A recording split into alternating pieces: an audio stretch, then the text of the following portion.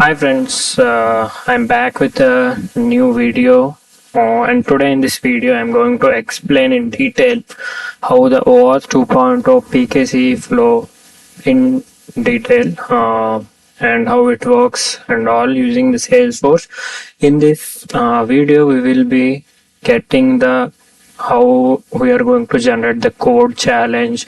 We will be getting the code verifier and code challenge, authorization code, access token, everything we will be discussing in detail. So please watch the video to the end to understand in detail. Okay. First, let me go to Google Cloud Console. Yeah. Okay. First, let me explain how the flow that OAuth 2.0 PKCE follows. Okay. Let us say you are using a food delivery app, okay, inside a web browser. In that, whenever you click on login with Google, let us say you are logging into Zomato app, a food delivery app, okay, inside the web browser. Initially, you have to log in, right? So Zomato wants to know your identity. Right. Basically, this identity is provided by Google. In case of Zomato, you can see there will be a button called sign in with Google. Let me show you Zomato sign in.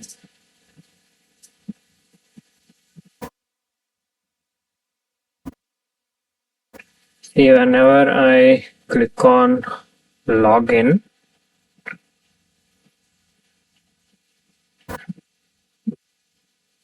see, it has an option called sign in with Google. Basically, what Zomato is trying to get from Google is it needs to get our identity, which is our email ID, name, and some other details from our Google account. So, whenever I click on sign in with Google, it will redirect to the Google's authorization page. Okay, that is called as the authorization URL. Normally these pages will be hidden, but in some websites you can see. Let's say I'm signing in Google, right? This is the authorization page. You can see the URL. It contains this is nothing but the authorization URL. Okay. In case of Zomato, this is the authorization URL. So once user given their consent, like in the previous slide, it is shown like Zomato is asking to access this info about me, and I am clicking on continue. So you are just permitting Zomato to utilize your username and email ID, so it can send order details and etc. to this email and can update you. So see here in the URL, once I given the consent, I am able to access the Zomato app, right? So I have given the consent. After that, what happens is when I click on continue, internally this Zomato backend server will be there, right? It will be making a post call out.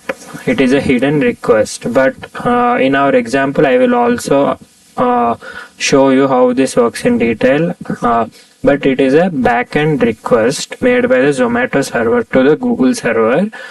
To a redirect URL, it is going to attach the authorization code. See, wait, let me explain you again. So whenever I click on sign in with Google, the Zomato sends its client ID to the Google, asking I need a person's identity to access his username and email. Okay. So whenever any app registers with Google server, the Google server provides two things to that app. Here, let us say Zomato. In this case, the Zomato will have a unique client ID from Google, and it is stored in the Google servers, and Google servers provides client ID and client secret to Zomato. Okay. So whenever when a user clicks sign in with Google, Zomato first sends redirects first sends a request to the Google's authorization endpoint. Okay, to that authorization endpoint, the Zomato will send the client ID of Zomato,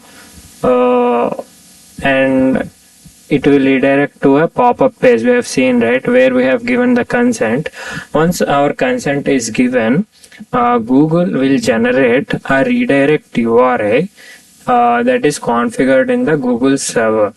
When the app is registered, they will give the redirect URI in that Google server. Based on that, it will attach that authorization code to that URL. Basically, that is hidden, but I will show you how and everything this works.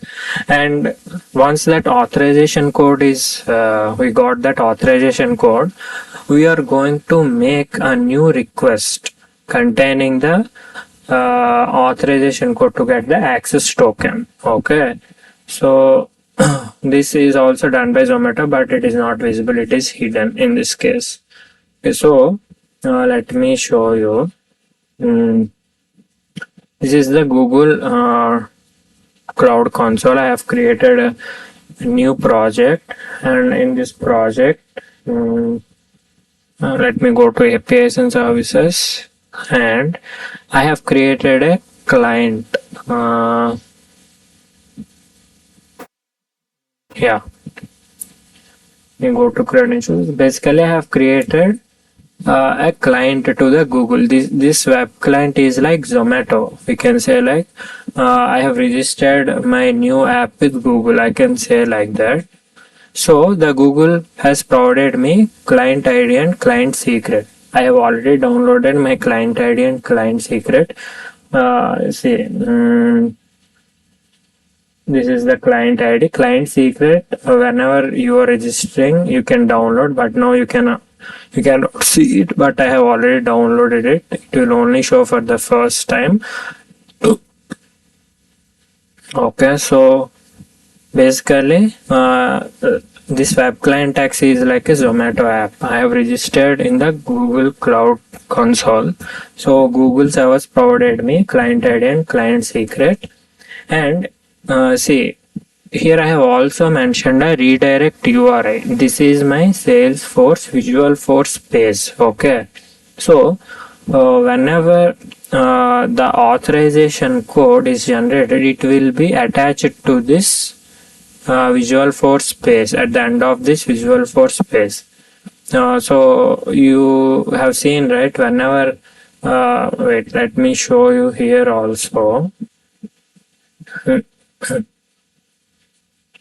I'm refreshing the page. Let me show you how this flow works and all.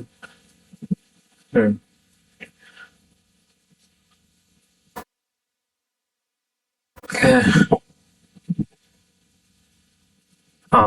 So I'm clicking on get authorization code, right? So what I am basically doing is I'm using the PKCE flow.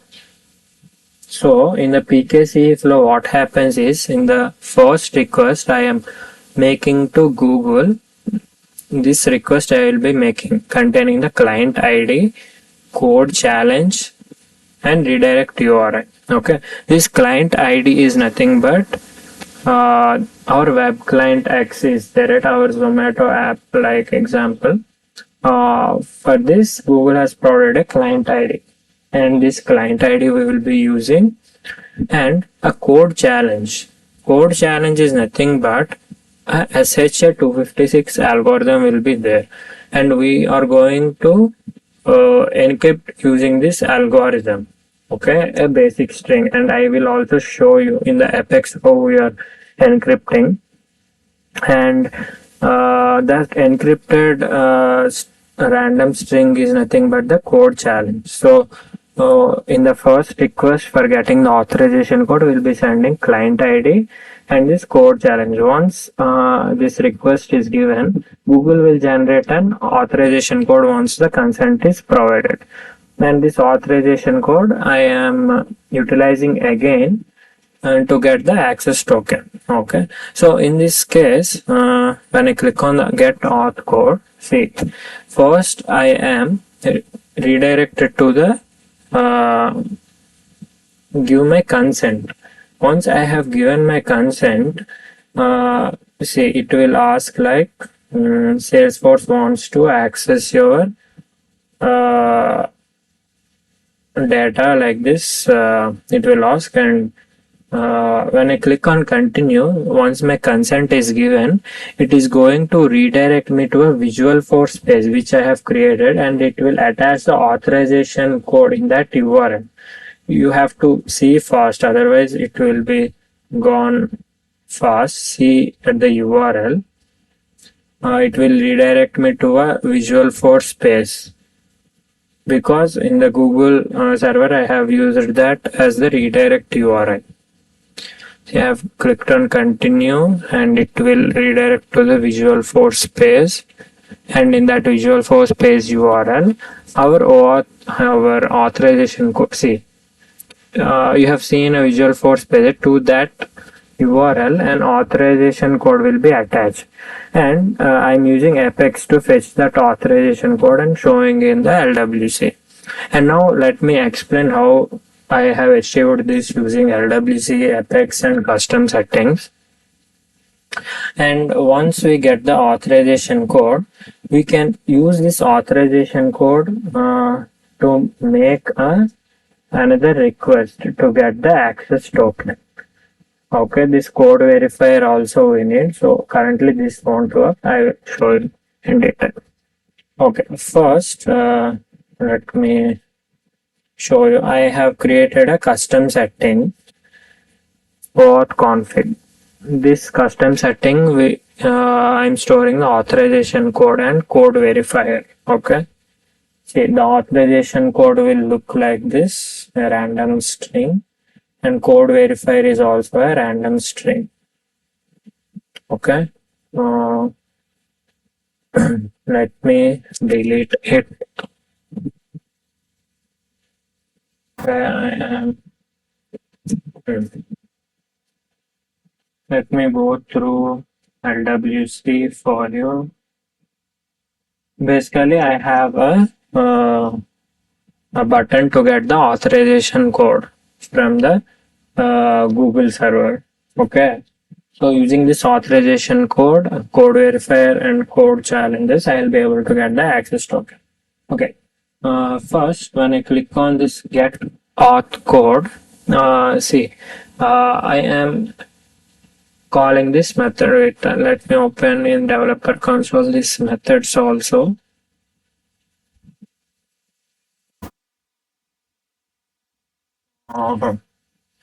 Where is this method? Name is Google OAuth PKCE service.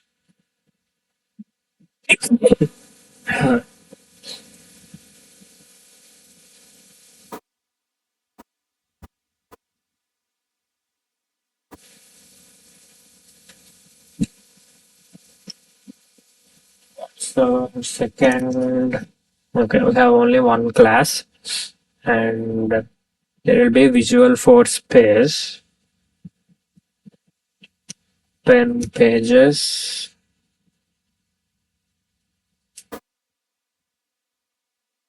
And this is the page. Yeah. Okay. So first, when I click on that LWC get, this button is there, right? Get authorization code. When I click on it, what is happening is this method is being called, this get authorization URL. First, when I click on this button, I am getting a pop-up, right, where it is asking me to give access to my Google account. This URL we have to this URL we are generating. This is nothing but the, see here on the URL we are mentioning the client ID and all. If you see, I don't think it is. See, I am pasting the client ID and all. We are generating this in the Apex only. That is nothing but the authorization URL.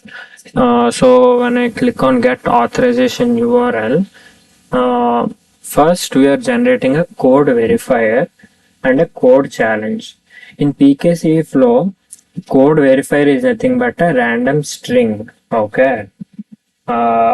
And code challenge is nothing but this code verifier encrypted version using the SHA-256 algorithm. Okay, these two you have to remember. In PKCE, in the first request to get the authorization code, we need to send the code challenge. See, we have to send client ID and code challenge. Once these two we have given, it will ask the user to give his consent. Once he given his consent, it will redirect to the authorization URI, redirect URI, which is nothing but our Visualforce page. To that authorization code will be attached. So whenever I am clicking on this get OAuth code, this code verifier and code challenge will be generated. And this both I am storing in the custom settings. Okay, the code verifier and code challenge I am storing in the custom settings. And client ID we received from the Google server while registering. Right, the Zomato app will have a unique client ID and Swiggy will have a unique client ID. I am hard coding this client ID in the Apex backend server. So redirect URI, this is our Visualforce page URL I have attached. This is my domain name and this is my Visualforce page name Google. So redirect URI means the authorization code once we get from the server, it will be attached to this Visualforce page. So the authorization URL is generating using this. So whenever I click on this button, first we will be redirected to this page. Right. See, whenever I am clicking on this button, I am opening a new window with this web page, this URL I am opening basically. Once the user consent is provided, it will attach the authorization code generated to this redirect URI, which is nothing but our Visualforce page. Okay, and in this we have to mention the code challenge and the method used to encrypt the code verifier, which will give the code challenge. Okay, here we are generating a code verifier is nothing but a random string. Code challenge is nothing but the encrypted version of the code verifier using the SHA-256 algorithm. So when generating the code verifier, I'm using some random Salesforce given functions. This will generate a unique string, right? This will generate a blob and I am converting it to string. This is the code verifier we have to send. And later, once the code verifier is generated, I am storing it in this variable. And code challenge is nothing. This will accept the code verifier string. And it will use SHA-256 algorithm to generate the encrypted version of the code verifier. So this is also a string I am storing in the code challenge. Once these two are generated, I am storing in the custom settings. Okay, this is what is happening. Let me walk through again.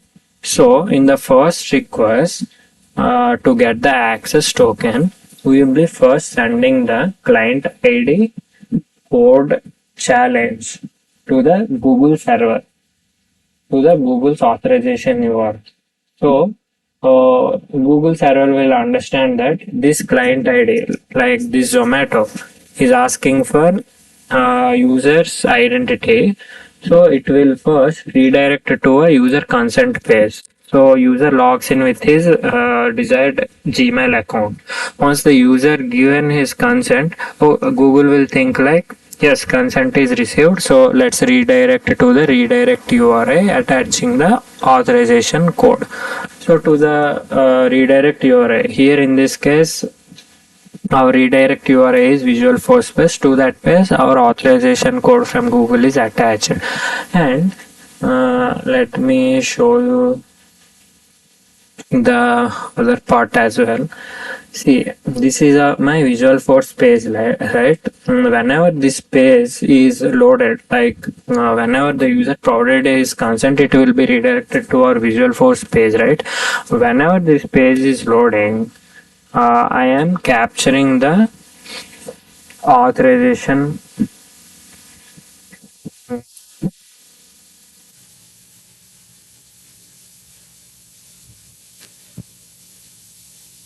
Yeah, I am capturing the authorization code from the URL and inserting it into the custom settings. In this here, what we have added is code verifier. See, here I have added code verifier and keeping it in the custom setting. And here I am adding the auth code. So basically, my custom setting will be storing the authorization code and code verifier for that particular request. Okay, this is done. So I am clicking on get auth code. See, it redirected me to the consent form. Once I have given the consent, see the client ID is also included in the URL. I am giving the consent. So after giving the consent, Google server will think like, okay, consent is provided. So I will be sending the authorization code to the Visualforce page URL. See, whenever I click on this, a Visualforce page will be opening. Wait, continue. See, here a Visualforce, see that page is open, right? You can pause there and observe the URL. To that URL, the authorization code will be attached, and that authorization code, whenever that Visualforce page is loaded, I am capturing it and storing it in a custom setting and displaying it in the UI. See, my custom setting will be having the authorization code and the code verifier.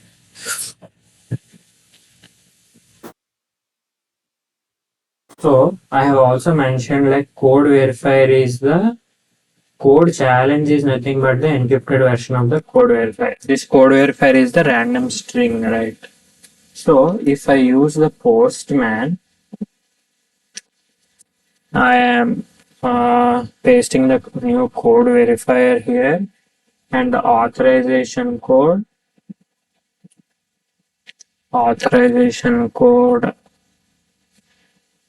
code. See, to get the access token, we'll be needing the authorization code, client ID, redirect URI, grant type, code verifier, and client secret.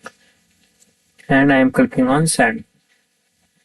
See, now I got the access token. This is how the PKCE flow works, and basically how this is more secure. If you want in detail, I can explain in a new video if you comment. But in the first request, we will be sending client ID and code challenge. Code challenge is nothing but the encrypted version of the code verifier using the SHA-256 algorithm. So in the first request, we will be sending client ID and code challenge, right? So Google server will generate authorization code, and it will also store like for this client ID and this code challenge, this is the authorization code. It will store like a JSON format. So in the second request, whenever this code verifier is sent to get the access token using the authorization code, it will check like, okay, for this authorization code I have so once this request is made, what Google server will check is it will extract the code from this request. Okay, for this code what is the code challenge it has stored, right? The code challenge it has stored. it will cross verify the code verifier. Google server will again use the SHA 256 algorithm to this code verifier and generates the encrypted version, which is nothing but the code challenge. And if this challenge and the already stored code challenge will match, then Google server identifies like, yes, this is the trusted endpoint that is making the calls to me, so I will issue the access token. So that's how this flow works. This is more secure because code verifier cannot be attacked by hackers. Like this code verifier is important. This and client secret will be kept in secret in the backend. From the HTML dev tools and inspect element, the attackers will not be able to get the code verifier and client secret. So this is why the PKCE OAuth 2.0 flow is more secure. Yeah, and if you want and using this access token, you can call the web client X APIs. Here, this is like a Zomato. You basically can do API request to this web client. In case of Zomato, it will be like ordering food, something like that. Okay, guys, thank you, and please like and comment, and I will be posting the codes, all the codes. Like basically here, 3 codes are there, 3 classes, and one Visualforce file, and I will be sharing them in the comments. So you can check out the comments. Thank you.